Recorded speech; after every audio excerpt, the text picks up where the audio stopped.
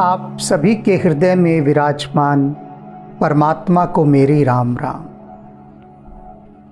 अब भरत जी की परीक्षा का समय आरंभ हो रहा है और परीक्षा ऐसी जिसे कि वे समझ ही नहीं पा रहे हैं, न समझ पाएंगे, क्योंकि परीक्षा लेने वाले हैं गुरुदेव वशिष्ठ, मुनि श्रेष्ठ वशिष्ठ। वे अच्छी तरह से नाप तोल कर लेना चाह रहे हैं, देखभाल कर लेना चाह रहे हैं कि भरत क्या सच में चाहता है कि राम अयोध्या लौट आए, या यह एकमात्र औपचारिकता है या एक दिखावा है। इस प्रकार का विचार वे एक अंश भी नहीं रहने देना चाहते, एक क्षण भी। वे जानते हैं अच्छी तरह से कि भरत ऐसा नहीं है, किंतु फिर भी संभावना का जो अंतिम कण है ना, उस अंतिम कण को भी वे देख लेना चाहते हैं। और इसलिए उन्होंने सबसे पहला एक पासा फेंका और कहा कि भरत, अगर तुम इतने ही व्याकुल हो कि राम अयोध्या लौट आए, तो एक रास्ता जो मेरी समझ में आ रहा है, मेरी समझ में, वह मैं तुम्हें बता देता हूं कि तुम 14 वर्ष के लिए वनवास में चले जाओ। राम लक्ष्मण और सीता, उनको हम अयोध्या ले आते हैं। बोलो क्या कहते हो? अब इतना सुनते ही भरत तो ऐसा हो गया कि जैसे कि सूखे धानों में पानी आ गया हो। उनके चेहरे पर चमक आ गई, प्रसन्नता आ गई, तेज आ गया, पुलकित हो उठे और कहने लगे, गुरुदेव, ये इससे अच्छी बात भला और क्या हो सकती है? ये तो बहुत अच्छी बात है। कहीं पर भी भरत ने इस बात को सुनते ही पहली बात यह नहीं कही जो एक साधारण व्यक्ति कहता कि ऐसा कैसे हो सकता है गुरुदेव, राम मानेंगे ही नहीं कि मैं वन चला जाऊं, या वनवास तो राम को मिला है ना, तो मेरे वन जाने से बात थोड़ी ना बनेगी, इत्यादि इत्यादि। यानी अपनी तरफ से कोई भी विचार उन्होंने नहीं रखा, कोई भी अपना दिमाग नहीं लगाया वहाँ पर।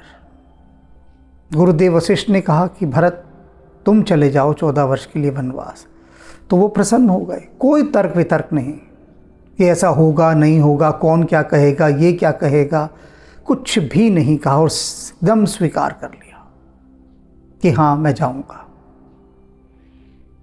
तो गुरुदेव वशिष्ठ देख रहे हैं कि एकदम से सहमत हो गया, ये तो तत्काल सहमत हो गया। और सहमति कोई ऐसी नहीं है, सहमति अंतर्मन से आई है। और उधर रानियां रोने लगी बाकी, क्योंकि दुख तो तब भी बराबर का है। राम वनवास जाएं या भरत वनवास जाए, लक्ष्मण सीता वनवास जाएं या शत्रुघ्न वनवास जाए, बात वही की वही है। कोई दुख कम तो नहीं होगा, इसलिए वे रोने लगे। तो अब वशिष्ठ जी आगे भरत जी को किस तरह से खंगाल रहे हैं और भरत जी की क्या प्रतिक्रिया हो रही है, आज के इस संवेदनशील, प्रेम भरे, रहस्य भरे इस प्रसंग का हम अवलोकन बड़े हृदय से करेंगे। कई ही भरत मुनि कहा सो कीने, फल जग जीवन अभिमत दीने, कानन करहूँ जन्म भर वासो, यही ते अधिक न मोर सुपासो। भरत जी कह रहे हैं कि हे गुरुदेव, अभी आपने जो बात कही कि मैं 14 वर्ष के लिए वनवास चला जाऊं, तो आप राम, लक्ष्मण और सीता को अयोध्या लौटा लाएंगे, तो जो आपने कहा है उसे करना होगा, पीछे नहीं हटना। कह दिया है आपने, फल जग जीवन अभिमत दीने, और ये तो संसार के लिए सबसे सुंदर फल है, इससे सुंदर सिद्धि कोई संसार को मिल ही नहीं सकती कि राम अयोध्या लौट आए। सबसे सुंदर सिद्धि है, ये फल है। जीवन अभिमत दीने, सबको तो जीवन मिल जाएगा, उनका मुंह मांगा फल मिल जाएगा सभी को। तो आपने जो कहा है अब आपको वो करना होगा। कानन करहूं जन्म भर वासो। और गुरुदेव आप मुझसे कह रहे हैं कि मैं 14 वर्ष के लिए वनवास में जाऊं। 14 वर्ष के लिए? अरे मैं तो जन्म भर वनों में ही रह जाऊंगा, लौट के ही नहीं आऊंगा। यही ते अधिक न मोर सुपासो। इससे अधिक तो सुख का कारण मेरे लिए कोई है ही नहीं। परम सुख है इसमें मेरा। मेरे सारे दोष, अपराध, कलंक सब धुल जाएंगे, सब। 14 वर्ष नहीं, मैं तो पूरा जन्म वनों में बिता दूंगा।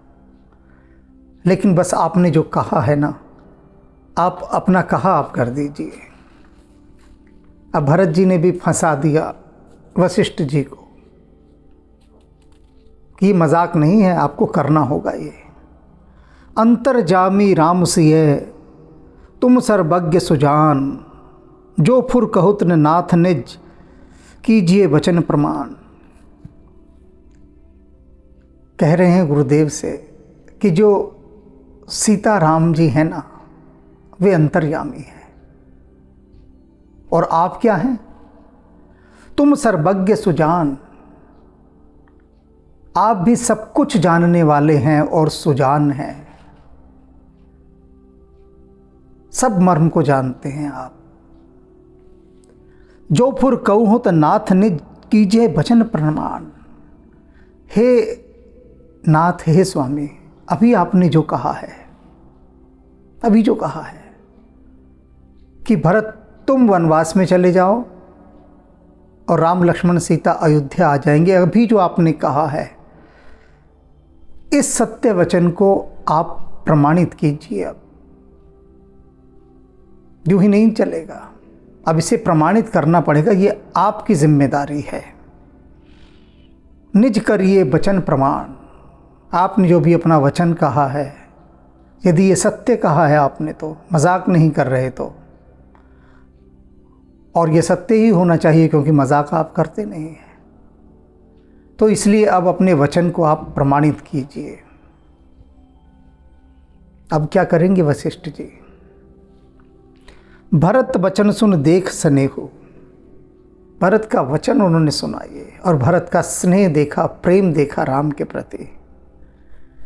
कैसा प्रेम है! जीवन भर वन में जाने के लिए, रहने के लिए तैयार है, तत्पर है, सहर्ष। यह नहीं कोई उदास मन से जा रहा हो, दुखी मन से, विवशता में, मजबूरी में ना, आह्लादित मन से, सहर्ष। जीवन भर वनों में बिताने को तैयार है। बस राम अयोध्या लौट आए और वहाँ के राजा बने, अयोध्या का राजपाट संभाले। ये भाव देखकर वशिष्ठ जी कोई साधारण नहीं है, ब्रह्म ऋषि हैं। डोलना उनका स्वभाव नहीं है। सुख दुख में वो कभी नहीं डोलते, लेकिन प्रेम में डोल गए, प्रेम में डोल गए। अच्छे से अच्छा सिद्ध पुरुष जो संभाव में रहता है, जैसे कि राम न सुख में डोलते हैं, न दुख में डोलते हैं। किंतु प्रेम में ऐसे डोलते हैं कि उसका वर्णन नहीं किया जा सकता। और वही वशिष्ठ जी की बात है। प्रेम अच्छों को डोला देता है। सुख दुख से परे है प्रेम। ऐसी इसकी गति है, परमात्मा को भी डोलना पड़ता है। डोल गए वशिष्ठ जी भरत का वचन सुनकर। भरत वचन सुन देख स्नेहु, सभा सहित मुनि भय बे देहो। और पूरे सभासद जितने लोग उपस्थित थे भरत जी की ये बात सुनकर वशिष्ठ सहित सभी विदेह हो गए। विदेह हो गए अर्थात सुध बुध खो बैठे अपने। ऐसा भावातिरेक हुआ, सुध बुध खो बैठे, अपने शरीर का बोध ही नहीं रहा, बस प्रेम का तत्व ही प्रधान हो गया। उसी प्रेम के तत्व में लहरा रहे हैं वे। वशिष्ठ जी भी, सभासद भी यह वचन सुनकर।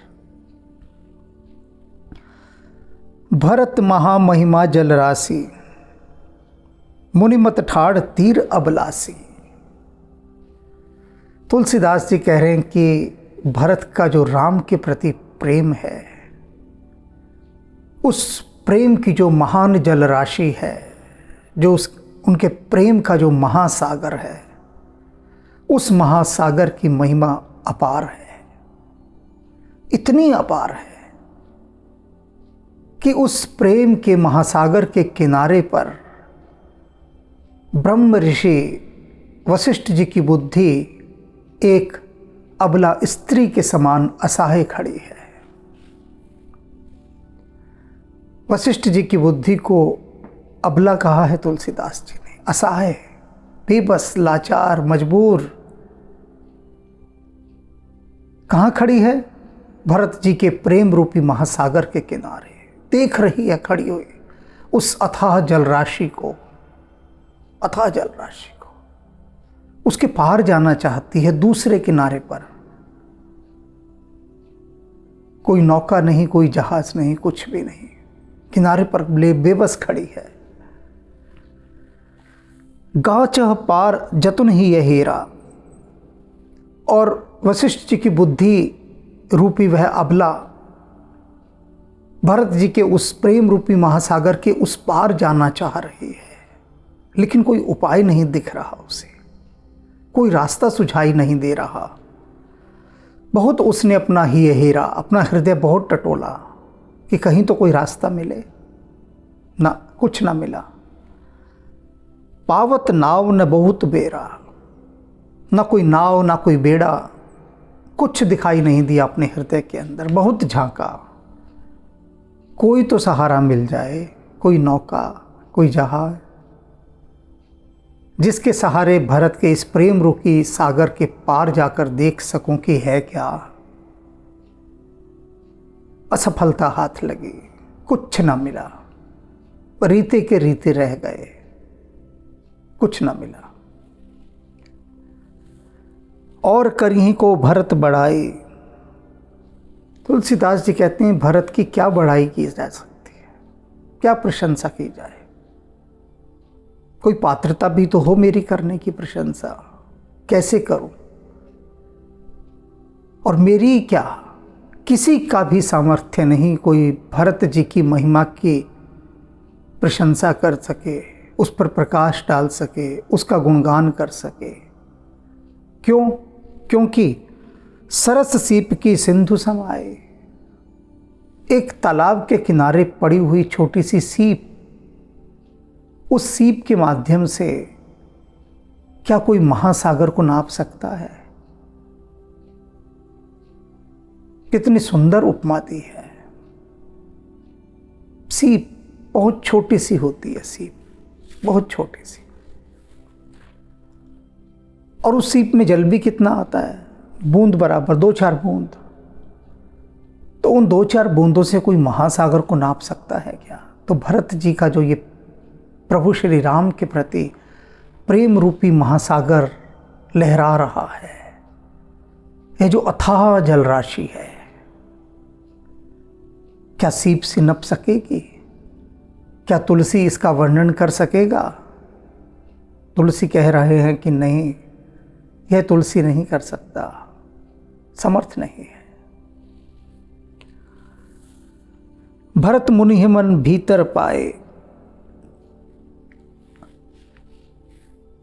वशिष्ठ जी के अंतरात्मा में भरत जी समा गए,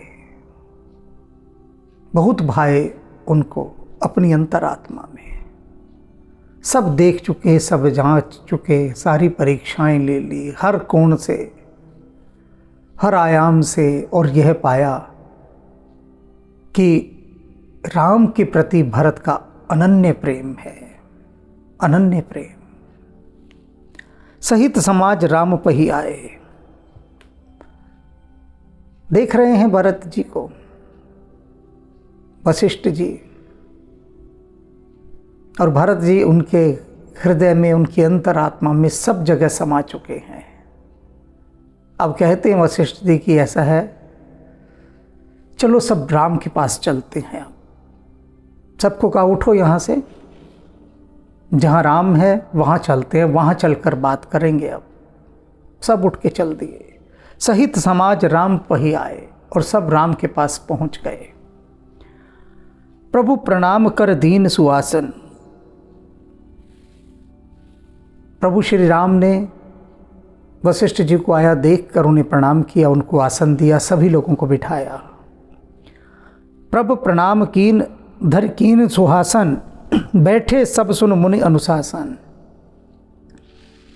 सभी लोग मुनि श्रेष्ठ वशिष्ठ जी की आज्ञा पाकर सब बैठ गए। सभी ने अपना अपना आसन ग्रहण किया, सब बैठ चुके हैं। अब जो सभा है, जो पूरी संगोष्ठी है, जो मीटिंग है, अब वो प्रभु राम की कुटिया के बाहर उस वट वृक्ष के नीचे हो रही है। सब बैठ गए, आ गए।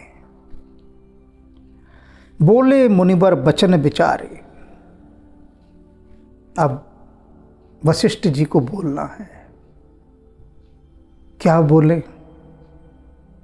फंसे पड़े हैं। भरत जी ने उनके खेल में उन्हीं को फंसा दिया, उनके खेल में। वो तो परीक्षा लेने के लिए खेल खेल में वशिष्ठ जी ने ऐसा कह दिया कि भरत उपाय तो मैं कर दूंगा, लेकिन तुम्हें जाना पड़ेगा वनवास। बोलो। कह तो गए। अब भरत जी ने कह दिया, आप सत्य बोलते हैं सदा, मिथ्या नहीं बोलते। कहने का अभिप्राय यही था। तो अब अपने इस वचन को प्रमाणित कीजिए और मुझे भेजिए वन, और राम को अयोध्या ले जाइए। घिर गए हैं अपने ही चक्रव्यूह में वशिष्ठ जी।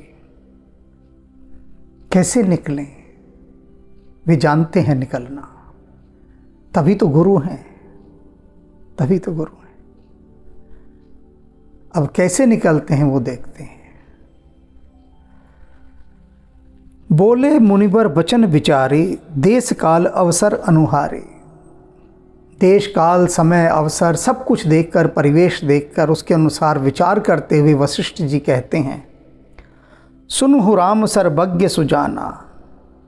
हे राम, सुनो, तुम सब कुछ जानते हो और सुजान हो। धर्म नीति गुण ज्ञान निधाना। और क्या है? धर्म, नीति, गुण, ज्ञान, इन सब के तुम सागर हो, घर हो, निधान हो, भंडार हो इन सब के। सब कुछ पता है तुम्हें। सबके उर अंतर बस हूं, जान हो भाव को भाव। और राम, तुम सबके अंतर में वास करते हो, सबके हृदय में। सबका अच्छा भाव, बुरा भाव सब जानते हो, भाव को भाव, सब कुछ, तुमसे कुछ छिपा नहीं है।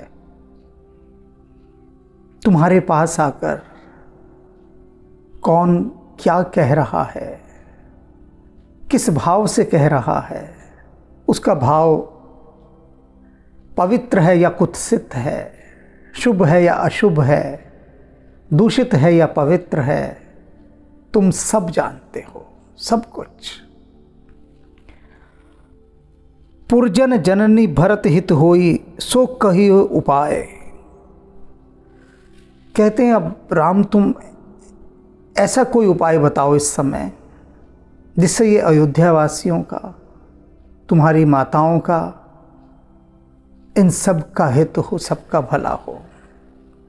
और भरत हित सोई सो कही उपाय, और उसमें भरत का भी हित हो। विशेष रूप से भरत को जोड़ा है। अन्यथा इतना भी कह सकते थे कि राम ऐसा कुछ तुम उपाय बताओ, अब कोई रास्ता जिससे अयोध्या का हित हो। उन्होंने यह नहीं कहा, मात्र एक एक शब्द को बहुत चबा चबा कर बोल रहे हैं वशिष्ठ जी, पूर्ण बोल रहे हैं, कोई भी बात अधूरी नहीं बोल रहे कि राम तुम सब कुछ जानते हो, सबके मन के भाव जानते हो, तो अब ऐसा उपाय कोई करो। तुम सब जानते हो हम यहां क्यों आए हैं, सीधी सी बात कि हम यहां इतने बैठे हैं, ये सभा जोड़ ली है, पंचायत बैठा दी है, क्यों तुम सब जानते हो, बताने की आवश्यकता नहीं है। हम तुम्हें अयोध्या ले जाना चाहते हैं, सीधी सी बात है, तुम्हें अच्छी तरह से पता है ये बात। तो अब कुछ ऐसा उपाय बताओ कि अयोध्या का, तुम्हारी माताओं का और विशेष रूप से भरत का उसमें हित हो। राम पर डाल दी सारी बात, राम को घेर लिया वशिष्ठ जी ने। राम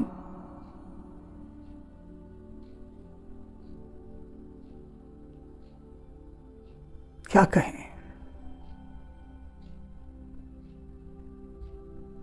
जानते हैं वशिष्ठ जी की परमात्मा है राम, फिर भी राम की भी परीक्षा ले रहे हैं। मर्यादा का खेल चल रहा है ना, तो गुरु कहां कहां किस किस मोड़ पर बारीक परीक्षा ले लेता है, वो यहां देखिए। अब राम की परीक्षा ले रहे हैं, राम को घेर लिया, फंसा दिया कि राम अब तुम बताओ, क्योंकि तुम धर्म, नीति, शास्त्र, ज्ञान सबके भंडार हो, अब तुम बताओ क्या किया जाए ऐसे समय में।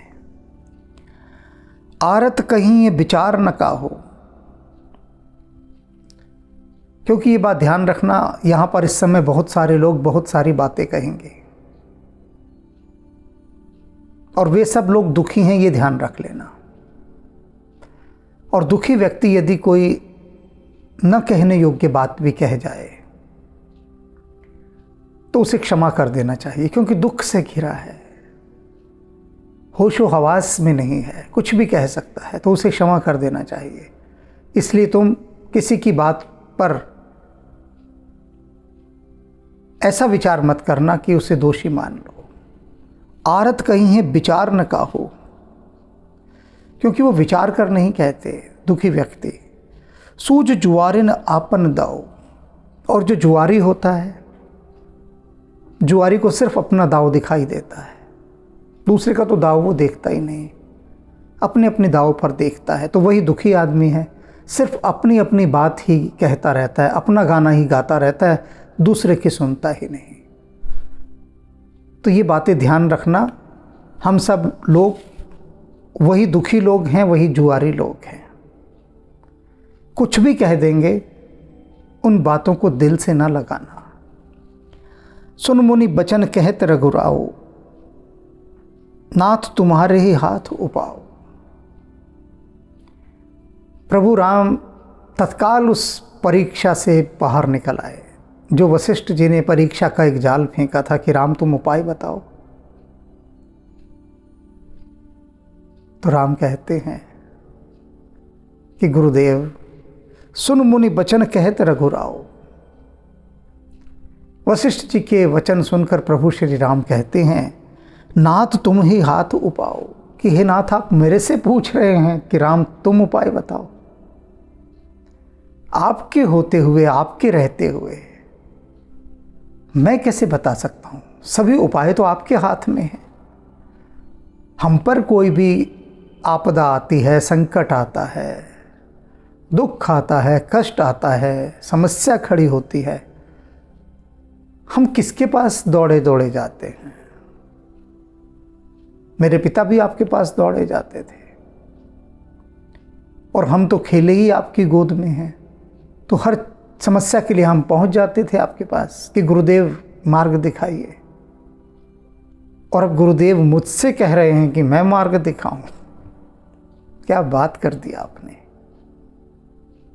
गुरुदेव ऐसा न करें, उपाय तो आप ही हैं और कोई उपाय नहीं। राम ने किस प्रकार यहाँ गुरु की प्रतिष्ठा को स्थापित किया है, महिमा मंडित किया है।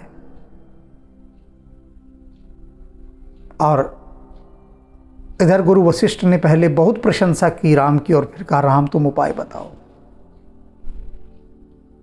साधारण मनुष्य हो तो फूल कर ही कुप्पा हो जाए कि वाह गुरु मेरे से उपाय पूछ रहा है।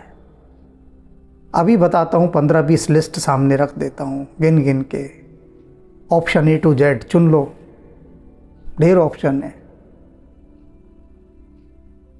Multiple choice. राम ने कुछ नहीं कहा, सब चॉइस से बाहर हैं राम, सब चुनावों से बाहर हैं, गुरुदेव पर ही छोड़ दिया। सब कर हित रुख रावरी राखे, आयुष कीने मुदित फुर भासे। कह रहे हैं राम कि आपकी इच्छा में ही हम सबका भला होता है, और आप जो बात कहते हैं वह सत्य होती है, और आप जो भी आज्ञा करेंगे उसे सभी शिरोधार्य करेंगे अपना हित मानकर। आप कहिए क्या उपाय करना है। प्रथम जो आयुष मोह कहूँ होए, सबसे पहले आप मुझे आज्ञा दीजिए क्या करना है मुझे, प्रथम आज्ञा आप मुझे दीजिए। उसके बाद माथे मान करो सिख सोए, उसके बाद आपकी प्रत्येक आज्ञा को माथे से लगाकर, सिर माथे लगाकर यहाँ उपस्थित प्रत्येक व्यक्ति उसका पालन करेगा। जो आप कहेंगे, आप कहिए क्या करना है, राम तैयार है, राम को आदेश दीजिए आप। पुन जे ही कह जस कहब गोसाई, कहते हैं कि राम कहते हैं कि हे गुरुदेव, हे मेरे स्वामी, आप जैसा कहेंगे, कह जस कहब गोसाई, आप जिसको जैसा कहेंगे वह वैसा ही करेगा, कोई आपके वचन को मोड़ेगा नहीं। सो सब भांति घट ही सेविकाई, प्रत्येक व्यक्ति वैसी ही सेवा करने में लग जाएगा, कार्य संपादन में लग जाएगा जो आप कहेंगे। जिससे आप जो कह देंगे वह करेगा, और सबसे पहले तो मैं करूँगा। आप कहिए क्या आदेश है।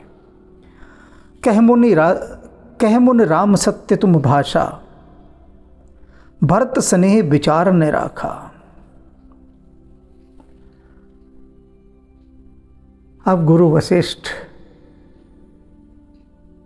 बहुत बड़ी दुविधा में फंस चुके हैं, बहुत बड़ी दुविधा में।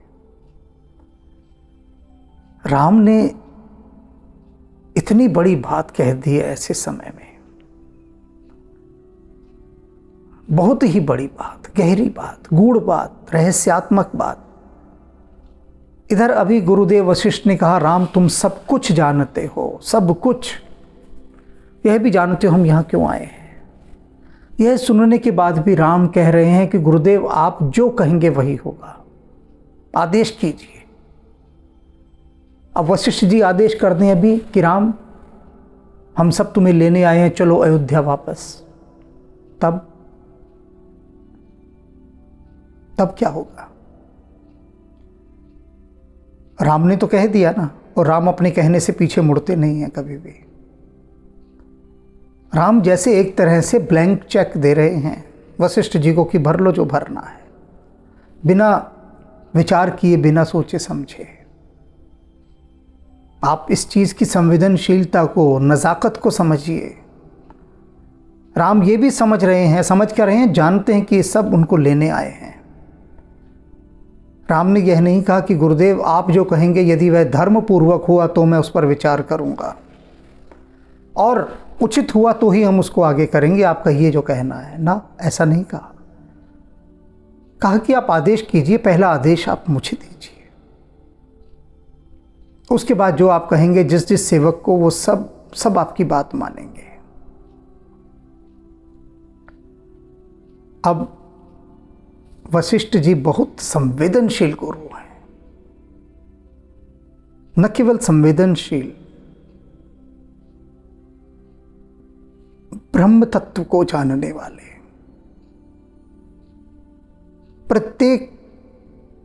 प्रत्येक बात को उसकी बहुत गहराई से, मर्म से जानने वाले, साधारण नहीं है। कितने असाधारण हैं, अब उनकी इस उक्ति से आपको पता चल जाएगा कि अब क्या कहते हैं गुरुदेव। जब राम ने उनको कह दिया कि आप आज्ञा दीजिए, तो क्या आज्ञा देंगे। सबसे पहले क्या कहते हैं, कह मुनि राम सत्य तुम भाषा। हे राम, तुमने जो कहा है वह सत्य वचन है, बिल्कुल मैं जानता हूं। तुमने जो वचन दे दिया उससे तुम मुड़ते नहीं हो। पक्की बात है, जो मैं कहूंगा तुम उसे मानोगे। मैं कुछ भी कह दूं, कुछ भी। लेकिन मैं तुम्हें यहां एक बात रेखांकित करके अभी कह देना चाहता हूं, विशेष रूप से विराम से कह रहे हैं। भरत स्नेह विचार न राखा, कि मेरी बुद्धि इस समय काम नहीं कर रही। पता नहीं मैं क्या गलत निर्णय ले दूं, क्या कुछ कह दूं। और तुम सोचो कि गुरुदेव वशिष्ठ जी ने ऐसा कह दिया, ऐसा आदेश वो दे ही कैसे सकते हैं। वे तो धर्म के ज्ञाता हैं, कम से कम उनको तो ऐसा आदेश नहीं देना चाहिए था। तो वशिष्ठ जी कहते हैं, राम एक बात सुन लो, जो मेरी बुद्धि है ना, वो इस समय भरत के प्रेम में बह चुकी है। विचार नहीं कर सकती वो, उसके पास विचार करने की क्षमता नहीं है। भरत के प्रेम ने उसे विह्वल कर दिया है, विचलित कर दिया है, व्याकुल कर दिया है। वह सोचने समझने की क्षमता खो चुकी है। क्या सही है, क्या गलत है, उसे कुछ नहीं सूझ रहा। भरत के प्रेम में उसे काट मार गया है। वह किम कर्तव्य में मूढ़ हो चुकी है। तो राम, मेरी बुद्धि की हालत इस समय ऐसी है। तेहते कई हूं बहोर बहोरी, इसीलिए मैं बार बार कहता हूं राम, भरत भक्ति बस भई मति मोरी, कि मेरी बुद्धि भरत की भक्ति के कारण वशीभूत हो गई है। वशीभूत हुई पड़ी है। मैं क्या कहूं, मेरी समझ में नहीं आ रहा। पहली बार गुरुदेव वशिष्ठ ऐसी भाषा बोल रहे, ऐसे वक्तव्य दे रहे हैं जो कभी नहीं सुने गए। कभी वशिष्ठ जी के मुख से प्रभु श्री राम ने कोई व्याकुल वक्तव्य नहीं सुना। और आज पहली बार वो कह रहे हैं कि भरत के प्रेम में, उसकी भक्ति में मेरी सारी बुद्धि बह गई है। उसे समझ नहीं आ रहा है कि वह क्या कहे। वशिष्ठ जी ब्रह्म ऋषि हैं। ब्रह्म ऋषि ऐसी बात कभी नहीं कहता, कभी नहीं कहता। किंतु प्रेम परमात्मा को डोलने पर मजबूर कर देता है। तो ब्रह्म ऋषि की बिसात थी क्या, क्या बिसात। अब वशिष्ठ जी प्रभु श्री राम से कहते हैं कि मेरा तो मत यह है, मेरा विचार यह है कि भरत की रुचि को देखते हुए, मोर जान भरत रुचि राखा, जो कीजे सो हो शुभ शिव साखी। भगवान शिव साक्षी हैं कि आप जो करेंगे शुभ करेंगे, इसलिए भरत की रुचि को देखते हुए जो शुभ है वह उपाय आप कीजिए। भरत विनय सादर सुने, करिए विचार बहु और, करब साधु मत लोक मत, नृपनय निगम निचोर। कह रहे हैं पहले, वशिष्ठ जी कह रहे हैं पहले भरत की बात को आप सुन लीजिए आदरपूर्वक कि वह कहना क्या चाहता है। भरत विनय सादर सुने, बड़े आदर के साथ, प्रेम के साथ भरत कुछ कहना चाहता है। राम, उसे पहले सुन लो। करिए विचार बहु और, उसके बाद विचार करना कि उसकी प्रार्थना सुनने योग्य है भी या नहीं, पर पहले सुन लो आदरपूर्वक। करब साधु मत लोक मत, नृपनय निगम निचोर। उसके बाद जो भी कुछ साधुओं का मत होता है, लोकमत है, राजनीति है, वेदों ने कहा है, उन सब का जो निचोड़ निकले, उस निचोड़ के अनुसार फिर काम करना, विचार करना। पर पहले जो भरत कह रहा है वह बात सुन लो। गुरु अनुराग भरत पर देखे, राम जी ने देखा कि वशिष्ठ जी का कितना प्रेम भरत पर आया हुआ है, सब कुछ उलीच दिया है उन्होंने भरत के ऊपर, और यह देखकर उन्हें बहुत अच्छा लगा। राम हृदय आनंद विशेषी, राम के हृदय में विशेष आनंद का सृजन हुआ यह देखकर कि गुरुदेव को भरत का कितना ध्यान है, कितना प्रेम उस पर आ रहा है, और भरत के कारण ही, उसके प्रेम के कारण ही गुरुदेव की बुद्धि भी बह गई है। भरत धर्म धुरंधर जानी, निज सेवक तन मानस बानी। कह रहे हैं भरत जी धर्म के जो धुरंधर हैं, और अपना सेवक मानकर उनको और उनकी मन की वाणी को आप सुनिए। भरत ही धर्म धुरंधर जानी, निज सेवक तन मानस बानी। प्रभु श्री राम जानते हैं कि भरत जी मनसा वाचा कर्मणा उनके सेवक हैं, और धर्म और नीति के धुरंधर हैं। बोले गुरु आयस अनुकूला। प्रभु राम गुरुदेव वशिष्ठ से आज्ञा पाकर कहते हैं, वचन मंजू मृदु मंगल मूला। उनके वचन सुने गुरुदेव के सारे, जो कि बहुत ही मंगलमय थे, कल्याणकारी थे। और अब प्रभु राम कह रहे हैं, नाथ सपत पितु चरण दुहाई। कह रहे हैं, हे नाथ, हे स्वामी, आपकी मैंने सारी बातें सुनी जो आपने अभी कही।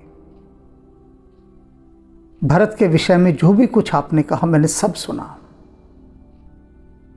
और अब मैं कुछ कह रहा हूँ, आपसे निवेदन कर रहा हूँ।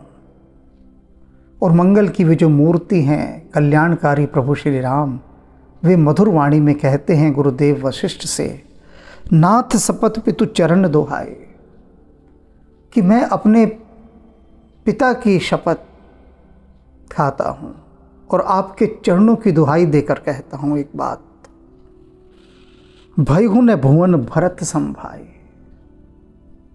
इस पूरे संसार में भरत जैसा भाई कोई नहीं है। क्या बात कही है प्रभु श्री राम ने। यहां भरत की प्रशंसा में जो शब्द उन्होंने कहा, सबसे पहले अपने पिता की सौगंध खाई। बहुत कम प्रसंग हैं, बहुत ही कम प्रसंग पूरी राम कथा में कि राम कहीं कसम खा रहे हों। सबसे पहले एक जगह राम ने कसम खाई थी, सुमंत्र जी को अपनी कसम खिलाई थी और कहा था कि अभी जो लक्ष्मण ने क्रोध में कहा है ना, आपको मेरी सौगंध है। कई बार सौगंध दिलाई कि आप हमारे पिता से लक्ष्मण के ये शब्द नहीं कहेंगे जो उसने अभी कहे हैं। और अभी यहाँ पर वे कह रहे हैं, मैं पिता की सौगंध और आपके चरणों की दुहाई देकर कहता हूँ कि भरत जैसा भाई संसार में कोई है ही नहीं। और दूसरी बार जब हनुमान जी सीता जी की खोज करके लौटते हैं और प्रभु श्री राम उन्हें हृदय से लगाते हैं, प्रेम पूर्ण आलिंगन दिया हुआ है, हृदय से लगाया हुआ है, भावपूर्ण है प्रभु श्री राम। और हनुमान के कान में धीरे से कहते हैं, तुम मम प्रिय भरत संभाए, तुम मम प्रिय भरत संभाए। भरत जी की महिमा जब वशिष्ठ जी नहीं जान सके तो हमारी बिसात क्या है। हम यहाँ जानने थोड़ी ना बैठे हैं कुछ, हम तो गीत गाने बैठे हैं। हम सिर्फ गीत गा रहे हैं, जानने मानने के चक्कर में नहीं पड़ रहे। हम गीत गा रहे हैं और मस्ती में झूम रहे हैं, बस इतना भर कर रहे हैं। जे गुरुपद अंबुज अनुरागी, ते लोक हूँ वेद हूँ बड़भागी। राम कह रहे हैं कि जिनकी प्रीति, जिनकी भक्ति गुरु के चरणों में होती है, जो गुरु के चरणों के अनुरागी होते हैं, वे लौकिक और पारलौकिक दोनों ही दृष्टियों से बड़े बड़भागी होते हैं, भाग्यशाली होते हैं। राउर जापर अस अनुरागो, को कही सके भरत पर भागो। कहते हैं कि जिस पर गुरु का ऐसा स्नेह हो, ऐसा प्रेम हो, आप जैसे गुरु का जिस पर इतना स्नेह हो, इतना प्रेम हो, को कही सके भरत पर भागो। भरत के उस भाग्य के, उस बड़भागी होने को कौन सराह सकता है, कौन उसका वर्णन कर सकता है कि भरत जैसा भाग्यशाली तो कोई है ही नहीं। कौन भला उसके बड़भागी होने का वर्णन कर सकता है? कोई नहीं कर सकता। जिस पर आप सरीखे गुरु की इतनी प्रीति हो, वह तो बहुत बड़भागी है, वह भरत। लख लघु बंधु बुद्धि सकुचाई, करत बदन पर भरत बढ़ाई। प्रभु राम कहते हैं कि मेरे सामने बैठा है ये भरत, मेरा छोटा भाई है, उसके सामने उसकी प्रशंसा करते हुए मेरी बुद्धि कुछ संकोच का अनुभव कर रही है। पीठ पीछे करता तो और बात थी, अब सामने बैठा है, उसके सामने कर रहा हूं तो मेरी बुद्धि कुछ सकुचा रही है। अर्थात मैं इससे भी बहुत अधिक कहना चाहता हूं भरत के बारे में। ये तो कुछ भी नहीं कहा मैंने, बहुत कुछ कहना चाह रहा हूं, पर संकोच कर रहा हूं थोड़ा, क्योंकि भरत भी सकुचा जाएगा, इसलिए अधिक नहीं कह सकता। सिर्फ इतना ही कहा है, और जो कहा है वो कोई कम नहीं है। भरत कही सो किए भलाई, अस कही राम रहे अरगाई। राम कहते हैं कि मैं भरत से ही कहता हूं कि भरत, तुम्हें जो कहना है वो कहो, जो तुम्हें भला लगता है, जो ठीक लगता है, कहो क्या कहना चाहते हो। और ऐसा कहकर राम चुप हो गए और भरत की ओर देखने लगे कि अब भरत क्या कहेगा, क्या कहना चाहता है, क्या उसके मन में है। आज बस इतनी बात याद रखिए आज के प्रसंग में, आज के प्रसंग में, कि प्रेम अच्छे अच्छों को डोला देता है। सब डोल जाते हैं, चाहे ब्रह्म ऋषि हो, चाहे परमात्मा हो। प्रेम में इतनी शक्ति है। और राम ने जो कहा गुरुदेव वशिष्ठ से कि मैं अपने पिता की सौगंध और आपके चरणों की दुहाई देकर कहता हूं कि भरत जैसा भाई इस संसार में है ही नहीं। बस भरत जी का भाव लेकर उस भाव की यात्रा पर आप निकल जाइए, निकल जाइए। भरत के भाव के संग यदि आप रहेंगे तो राम तो रीझेंगे ही रीझेंगे, क्योंकि राम डोल जाएं आप पर, ये उसका शॉर्टकट मैंने बता दिया है। छोटा रास्ता, सरल रास्ता।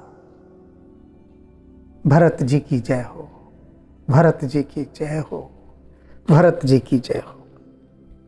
सीताराम सीताराम सीताराम कहिए, जाहि बिध राखे राम ताहि बिध रहिए।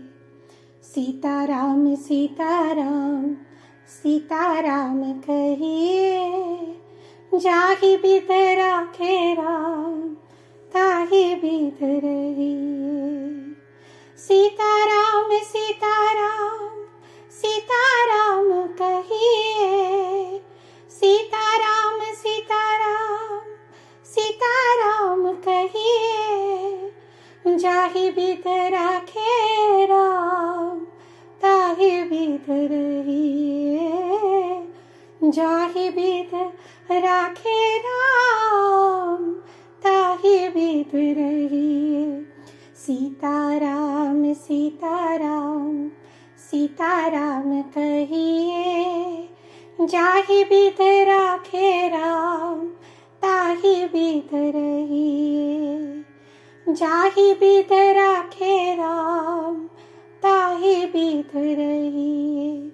सीताराम सीताराम सीताराम कहिए। जाहि बिध राखे राम ताहि बिध रहिए।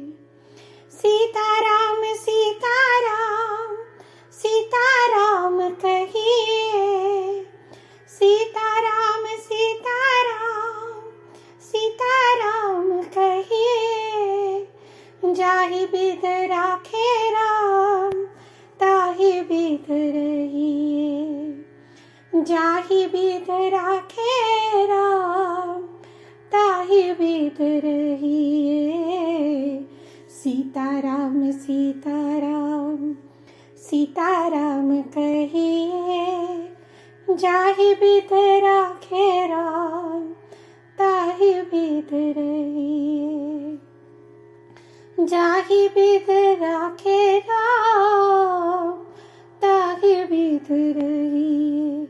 सीताराम सीताराम सीताराम कहिए। जाहि बिध राखे राम ताहि बिध रहिए। जाहि बिध राखे राम ताहि बिध रहिए। सीताराम सीताराम सीताराम कहिए। जाहि बिध राखे राम ताहि बिध रहिए। जाहि बिध राखे राम ताहि बिध रहिए। जाहि बिध राखे राम ताहि बिध रहिए।